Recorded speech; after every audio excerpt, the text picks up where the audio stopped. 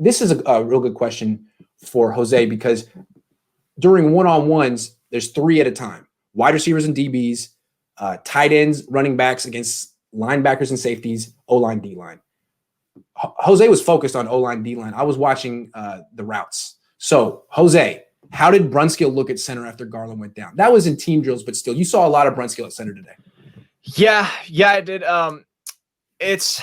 He wasn't that great. It wasn't that great. Although from the angle I saw, obviously they weren't obviously taking snaps from the battles and team drills that you even saw, and some of his was like low and high and just kind of sporadic, like out there. But in battles, I thought his snaps were a little sporadic. Yeah, they for sure were sporadic, 100%.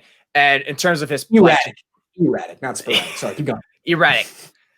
But when he was going up against like DJ Jones of all people, and everyone, pretty much he just wasn't looking good. No one in the interior offensive line looked good. It was just, it's 2 things you could entirely spin it from a negative to a positive. It's one, because they're facing a really good defensive line. It's obviously always regarded as one of the better groups in the league. And number 2, it's just, he's not used to playing center. I know we always give him credit. Like, hey, this guy can play top to bottom almost anywhere on the offensive line. And center is different for sure.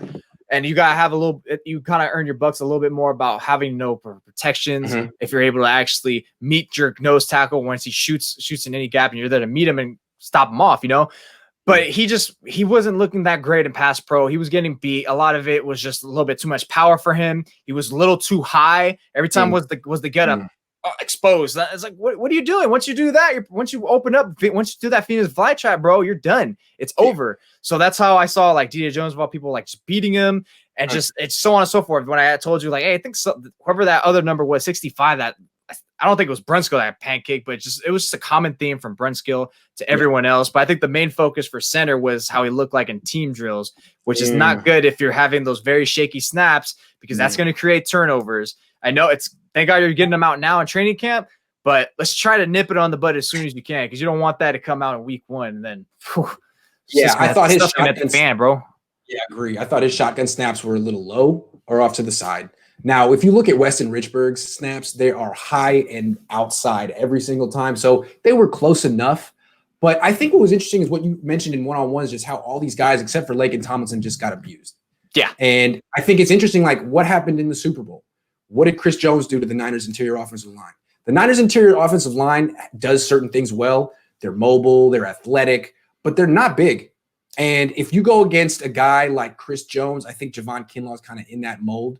A guy who's just big and really, really powerful, they can kind of push their way in, And I think you saw that today with Brunskill, Compton, Garland.